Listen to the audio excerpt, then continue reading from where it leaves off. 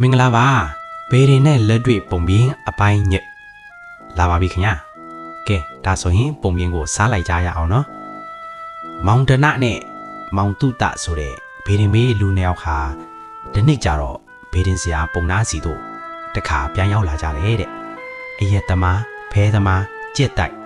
မကောင်းမှုဟူသည်မြအကုန်လူသူလူဆိုးလူမိုက်မောင်တနကဒေါသထွက်နေတဲ့ပုံစံနဲ့လီတန်ကြမ်းကြမ်းနဲ့စကားအရင်စမေးပါလေရောလူဆိုးလူမိုက်မောင်တနမေးတာကပြောပါအောင်ဆရာပုံနာခမည်းဟောလိုက်တာကကျွန်တော်မျိုးနောက်တစ်နေ့ကျရင်ရွှေအိုး၃လုံးကောက်ရမယ်ဆိုအခုကျွန်တော်ရတာကရွှေအိုးတစ်လုံးပဲရတယ်ခမည်းဟောတာမမှန်ဘူးခမည်းလိမ့်တယ်လူတွေကိုလိမ့်စားနေတာမဟုတ်လားထို့ခါဘေးရင်းဆရာပုံနာက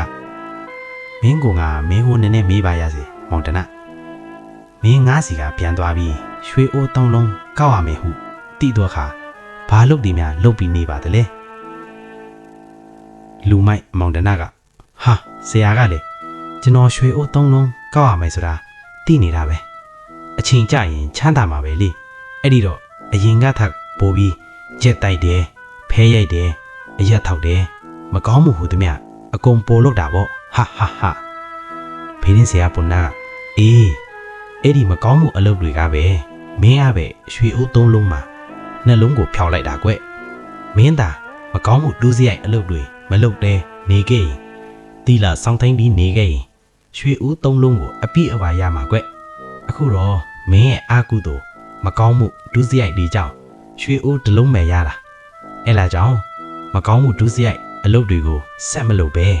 ကောင်းမှုကုသိုလ်တွေလုပ်ပြီးတရားဘာဝနာတွေလေ့လာပါတီလာစောင်းသိမ်းပါတို့ဆိုဆုံးမလိုက်တော့မှလူမိုက်မောင်တနာလေးအတိတရားတွေရပြီးအင်းကိုပြန်သွားပါတော့တယ်